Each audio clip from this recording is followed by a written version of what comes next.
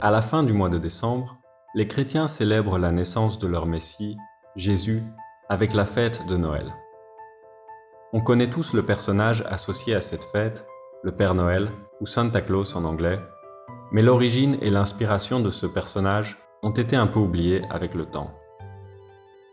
Au Moyen Âge, l'Église décide d'effacer toutes les fêtes païennes et de les remplacer par des fêtes chrétiennes. Pour remplacer une fête de l'Antiquité qui devait marquer la période du solstice d'hiver, elle choisit la légende de Nicolas de Myre, dit Saint Nicolas, un évêque du IVe siècle de la région de Lycie en Turquie actuelle. L'histoire dit que 3 enfants se sont perdus dans le froid et ont été recueillis par un boucher sanguinaire, Pierre le Noir, qui les a découpés en morceaux. Nicolas, passant par là, a découvert les événements, ressuscité les enfants et puni le boucher en le forçant à l'accompagner partout, attaché à son âne. Nicolas est devenu Saint Nicolas et Pierre le Noir, le père fouettard. Depuis, ils font la tournée de toutes les maisons dans la nuit du 5 au 6 décembre pour distribuer des cadeaux aux enfants sages et punir les enfants désobéissants. La Saint-Nicolas est fêtée dans beaucoup de pays d'Europe du Nord et de l'Est. Chaque année, les enfants envoient une liste de souhaits à Saint-Nicolas.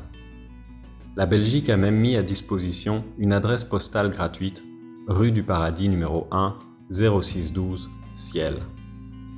Puis, le soir du 5 décembre, ils laissent devant la cheminée une bière pour Saint-Nicolas, un chocolat pour le père fouettard et une carotte pour l'âne, en espérant trouver des cadeaux à la place le lendemain matin.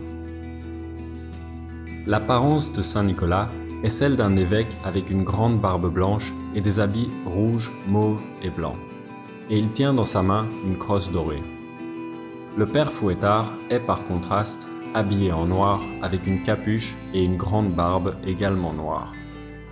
Dans certains pays comme les Pays-Bas et la Belgique, la tradition veut que le visage du père fouettard soit aussi grimé de noir. Ce qui, sans grande surprise, a créé pas mal de controverses, contestations et révisions ces dernières années. Les styles vestimentaires et les noms du saint et de son compagnon varient un peu en fonction des pays. Saint Nicolas s'appelle Kleischen au Luxembourg, Nikolaus en Allemagne, Sinterklaas aux Pays-Bas, Saint Miklaus en Hongrie ou encore Santa Claus en Autriche. À partir de là, il est facile de comprendre d'où viennent le nom et l'apparence du Santa Claus qu'on connaît bien. Question. Est-ce que vous aussi, vous fêtez la Saint-Nicolas ? Quelles sont les fêtes de fin d'année dans les autres cultures et religions ?